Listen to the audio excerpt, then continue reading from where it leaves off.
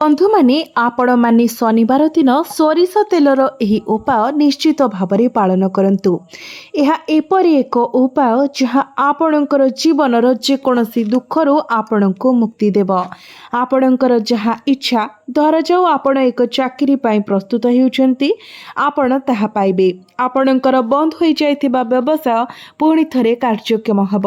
ଆପଣ ଦୀର୍ଘ ଦିନ ଧରି ଆପଣଙ୍କୁ ହଇରାଣ କରୁଥିବା ରୋଗରୁ ମୁକ୍ତି ହେବେ। ଆପଣଙ୍କର ଜୀବନରେ ଟଙ୍କା ପ୍ରବାହିତ ହେବା ଆରମ୍ଭ ହେବ। ଧନର ସମସ୍ତ ରାସ୍ତା ଆପଣଙ୍କ ପାଇଁ ଖୋଲିଯିବ।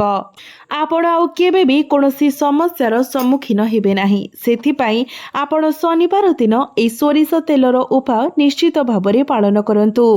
ତ ବନ୍ଧୁମାନେ, ଆପଣ ଏହି ସୋରିଷ ତେଲର ଉପାୟଟି ଶନିବାର ଦିନ କରିବା ଉଚିତ ଏବଂ ସକାଳ କିମ୍ବା ସନ୍ଧ୍ୟା ସମୟରେ ଆପଣ ଏହି ଉପାୟଟିକୁ କରିବା ଉଚିତ। ତ ସନ୍ଧ୍ୟା 6ଟାରୁ 8ଟା ଭିତରେ ଆପଣ ଏହି ଉପାୟଟି କରିବା ଉଚିତ। ବନ୍ଧୁମାନେ, ଯଦି ଆପଣଙ୍କର ଜୀବନରେ ଦାରିଦ୍ର୍ୟ ଏବଂ ଦୁଃଖ ନିରନ୍ତର ବୃଦ୍ଧି ପାଉଛି, ଯଦି ଆପଣ ସବୁବେଳେ ଟଙ୍କା ପାଇଁ ଚିନ୍ତିତ ଅଛନ୍ତି, ତେବେ ଏହି ସରଳ ଉପାୟଟି ନିଶ୍ଚିତ ଭାବରେ କରିନିଅନ୍ତୁ। ଶନିବାର ଦିନ ସୋରିଷ ତେଲରେ ଏକ ଲବଙ୍ଗ ରଖନ୍ତୁ। ଆପଣଙ୍କର ସମସ୍ୟା ରାତାରାତି ସମାଧାନ ହୋଇଯିବ। ଆପଣଙ୍କୁ ଶନିଦେବଙ୍କର ଆଶୀର୍ବାଦ ସହିତ ଆଉ କେବେ ବି ଦୁଃଖ କିମ୍ବା ଦାରିଦ୍ର୍ୟର ସମ୍ମୁଖୀନ ହେବାକୁ ପଡ଼ିବ ନାହିଁ। ବନ୍ଧୁମାନେ, ବେଳେବେଳେ ଆମ ଜୀବନରେ ଟଙ୍କାର ଅଭାବ ଥାଏ। କେତେବେଳେ ଆମ ପାଖରେ ସେହି ଜିନିଷ କିଣିବା ପାଇଁ ସମୟ ନଥାଏ। ତେଣୁ ଯେଉଁମାନଙ୍କର ଇଚ୍ଛା ଅପୂର୍ଣ୍ଣ, ଯାହାର ଇଚ୍ଛା ପୂରଣ ହେଉନାହିଁ, ଯେଉଁମାନଙ୍କର ଜୀବନରେ ଦୁଃଖ ନିରନ୍ତର ବୃଦ୍ଧି ପାଉଛି, ଜୀବନରେ ଋଣ ପରି ସମସ୍ୟା ବୃଦ୍ଧି ପାଉଛି ଏବଂ ଆପଣ ବୁଝିପାରୁନାହାନ୍ତି ଯେ ଏହା ଆପଣଙ୍କର ଜୀବନରେ କାହିଁକି ଘଟୁଛି, କିମ୍ବା କେତେବେଳେ ପରିସ୍ଥିତିର ଅର୍ଥ ହେଉଛି ଯେ ଲୋକମାନେ ଟଙ୍କା ପାଇଁ ମଧ୍ୟ ଚିନ୍ତିତ, ତାଙ୍କ ଘରେ ରୋଗ ମଧ୍ୟ ପ୍ରବେଶ କରୁଛି, ଘରେ ଟଙ୍କା ଅଯଥା ଉପାୟରେ ଖର୍ଚ୍ଚ ହୋଇଯାଉଛି, ତେବେ ଦେଖନ୍ତୁ, ଏହି ଜିନିଷ ଗୁଡ଼ିକ ବହୁତ ଥର ଘଟେ। ବାସ୍ତୁ ଦୋଷ ଯୋଗୁଁ, ଶନିଙ୍କର କିଛି ମହାଦଶା ଯୋଗୁଁ, ଏଭଳି ଅନେକ କାରଣ ରହିଛି ଯାହା ଆମ ଜୀବନକୁ ପ୍ରଭାବିତ କରିଥାଏ। ଯେତେବେଳେ ଆମ ଜୀବନରେ ଦାରିଦ୍ର୍ୟ ବୃଦ୍ଧି ପାଏ, ଯେତେବେଳେ ଆମକୁ ଜଣେ କିମ୍ବା ଅନ୍ୟ ଜଣଙ୍କ ଠାରୁ ଟଙ୍କା ଋଣ ନେବାକୁ ପଡ଼େ, ସେତେବେଳେ ଆମେ ସମାଧାନ ଖୋଜୁ। ଆମେ ଅନେକ ସମାଧାନ ଚେଷ୍ଟା କରୁ, କିନ୍ତୁ ବେଳେବେଳେ କିଛି ସମାଧାନ କାର୍ଯ୍ୟ ମଧ୍ୟ କରେ ନାହିଁ। ତେଣୁ ଆପଣଙ୍କୁ ସଠିକ ଭାବରେ ଏହି ଉପାୟଟି କରିବାକୁ ପଡ଼ିବ, ସଠିକ ସମୟରେ ଏବଂ ସଠିକ ବିଧିବିଧାନ ପୂର୍ବକ। ନଚେତ୍ କେବେ ବି କୌଣସି ଉପାୟ, କୌଣସି ପ୍ରତିକାର ଆପଣଙ୍କୁ ଶୁଭ ଫଳ ପ୍ରଦାନ କରିପାରିବ ନାହିଁ। ତ ବନ୍ଧୁମାନେ, ଯେତେବେଳେ ଆପଣମାନେ ଶନିବାର ଦିନ ସୋରିଷ ତେଲ ବ୍ୟବହାର କରୁଛନ୍ତି, ଏହାର କୌଣସି ପ୍ରତିକାର କରୁଛନ୍ତି, ତେବେ ନିଶ୍ଚିତ ଭାବରେ ଆପଣ ଶନିଦେବଙ୍କର ଆଶୀର୍ବାଦ ପାଇବେ ଏବଂ ତାଙ୍କର କୃପା ସହିତ ଆପଣଙ୍କର ଜୀବନରୁ ଦାରିଦ୍ର୍ୟ ମଧ୍ୟ ଦୂର ହୋଇଯିବ। ଆପଣ ମା ଲକ୍ଷ୍ମୀଙ୍କର ମଧ୍ୟ ବିଶେଷ ଆଶୀର୍ବାଦ ପ୍ରାପ୍ତି କରିବେ। ଆପଣଙ୍କର କୁଣ୍ଡଳୀରେ ଶନିଙ୍କ ଠାରୁ ଯେକୌଣସି କ୍ଲେଶ କିମ୍ବା ଚାଲିଥିବା ଯେକୌଣସି ମହାଦଶାର କଷ୍ଟ ମଧ୍ୟ ଦୂର ହୋଇଯିବ ଏବଂ ଆପଣ ପ୍ରଚୁର ଧନ ଲାଭ କରିବେ। ହଠାତ୍ ଆପଣଙ୍କର ଜୀବନରେ ଧନ ଆସିବାର ସମ୍ଭାବନା ସୃଷ୍ଟି ହେବ।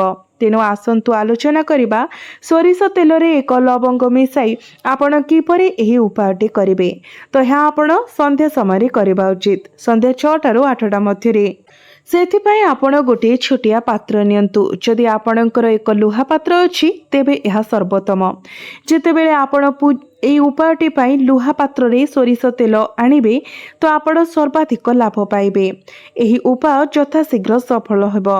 ତେଣୁ ଆପଣ ଅଳ୍ପ ପରିମାଣରେ ତେଲ ବ୍ୟବହାର କରନ୍ତୁ। ଯଦି ପାତ୍ରଟି ଲୁହାରେ ତିଆରି ନୁହେଁ, ତେବେ ଆପଣ ଷ୍ଟିଲର ପାତ୍ର ମଧ୍ୟ ନେଇପାରିବେ। ଏବେ ଏହି ତେଲ ଭିତରେ ଆପଣ ଏକ ଫୁଲବାଲା ଲବଙ୍ଗ ରଖନ୍ତୁ। ଯେମିତି ଲବଙ୍ଗଟି କୌଣସି ସ୍ଥାନରୁ ଭାଙ୍ଗି ନଥାଏ, ସେଥିପ୍ରତି ଧ୍ୟାନ ରଖନ୍ତୁ। ଏବେ ଆପଣଙ୍କୁ କ'ଣ କରିବାକୁ ପଡ଼ିବ? ଏକ ଦୀପ ପ୍ରସ୍ତୁତ କରନ୍ତୁ।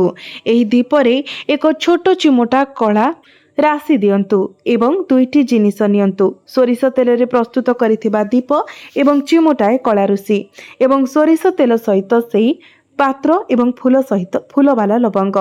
ଏହି 2ଟି ଜିନିଷକୁ ଶନି ମନ୍ଦିରକୁ ନେଇଯାଆନ୍ତୁ ଏବଂ ତାପରେ ଆପଣ ଶନିଦେବଙ୍କର ଗୋଟିଏ ପାର୍ଶ୍ୱରେ ବସିଯାଆନ୍ତୁ, ଡାହାଣ ପାର୍ଶ୍ୱରେ କିମ୍ବା ବାମ ପାର୍ଶ୍ୱରେ। କେବେ ବି ଶନିଦେବଙ୍କର ସମ୍ମୁଖରେ ଠିଆ ହୁଅନ୍ତୁ ନାହିଁ। ତାପରେ ଆପଣ ସେହି ସୋରିଷ ତେଲର ଦୀପ ଜାଳନ୍ତୁ ଏବଂ ଆର ଯେଉଁ ପାତ୍ରଟି ରଖିଛନ୍ତି, ଯେଉଁଥିରେ ଲମ୍ବକ ରହିଛି, ସେହି ପାତ୍ରକୁ ସେଠାରେ ରଖି ଚାଲି ଆସନ୍ତୁ। ଦେଖିବେ ଆପଣଙ୍କର ଜୀବନରେ କିଭଳି ଚମତ୍କାର ପରିବର୍ତ୍ତନ ଆସିବ। ଏବେ ଆସନ୍ତୁ ପରବର୍ତ୍ତୀ ପ୍ରତିକାର ବିଷୟରେ ଜାଣିବା, ଯାହା 5ଟି ଗୋଲମରିଚର ପ୍ରତିକାର। बंधु माने एही प्रतिकार पाई आपणको 5टी गोलमरीच आवश्यक हेबो। शनिवार राति रे आपण जेतेबेले सोइबाकू जाउछंती ए 5टी गोलमरीचर दाना आपणकर समस्त समस्यारू मुक्ति देव। भगवान शनिदेवंकर आशीर्वाद रे आपणकर जीवन रे धनर वर्षा हेब एवं आपण सबुठारु भयंकर शत्रुंक ठारु मध्य मुक्ति पाइबे।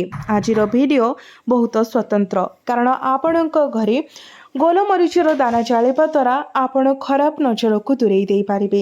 यह व्यतीत जदि आपणकर कोनोसी गुप्त शत्रु अछंती किबा आपण घोर आर्थिक अभावर सम्मुखीन हेउछंती किंबा घरे टंका रहु नाही, खराब नजर आपण को प्रभावित करूछि, जदि आपणकर परिवारर केही सबुबेले असुस्थ रहुछंती किंबा जदि आपण अत्यधिक टंका खर्च करूछंती, तेबे शनिवार दिन आपण एही गोलमरीचर उपाय निश्चित भावरे करंतु।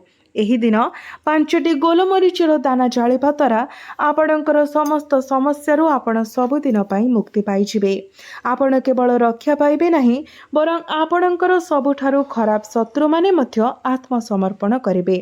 जदि आपण माने शनिवार दिन एही उपाय करंती तेबे आपण आपणकर जीवन रे सबुबेले समस्या रे परिपूर्ण, तेबे आपण निश्चित भावरे गोलमरीचर एही उपाय निश्चित भावरे अवलंबन करंतु। प्रथमेतः एहार प्रभाव एभली देखा जाए।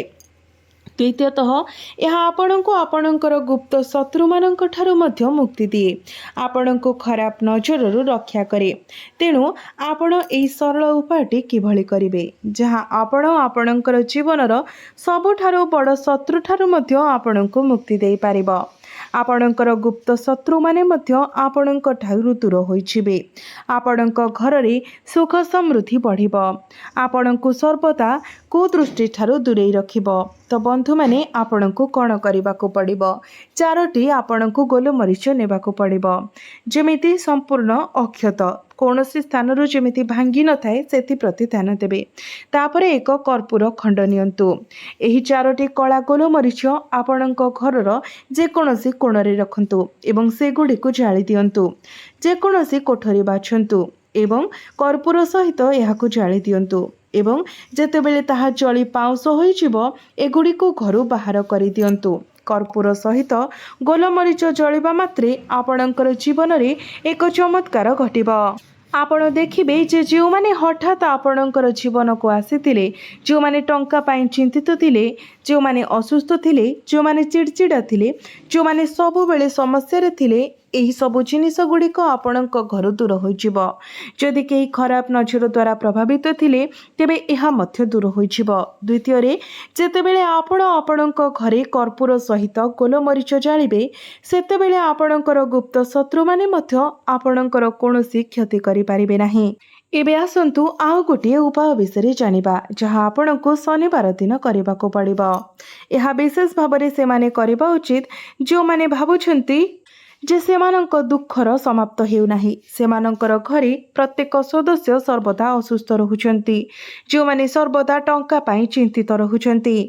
तो एथिपाई आपण 5टी कला गोलमरीच नियंतु एवं जो व्यक्ति आपणक घरे सर्वदा असुस्थ रहुछंती किंबा चिंतित रहुछंती तांको उपरे से 5टी गोलमरीच को आपण 7 थर बुलाई नियंतु। एहाको आपण क्लॉकवाइज करिबा पई पड़िबो। तापरे आपण ए 5टी गोलमरीच को एक छक को नहीं जातु। धरा जाऊ जो छकरे 4टी दिग अच्छी सेठाकू जातु एवं 4 दिगरु प्रत्येक दिगरे गोटे गोटे कला गोलमरीच फोपाड़ी दियंतु एवं पंचम गोलमरीचटी को आपण आकाश को चाहे फोपाड़ी दियंतु। एहा करिबा परे आपण सीधा सड़क घर को फेरी आसंतु। आसीबा समय पछकू चाहतु नाही किंबा ऊपर को मध्य चाहतु नाही। जदि केही आपण को डाकिबा भली मने हुए तेबे मध्य पछकू बुली चाहतु नाही।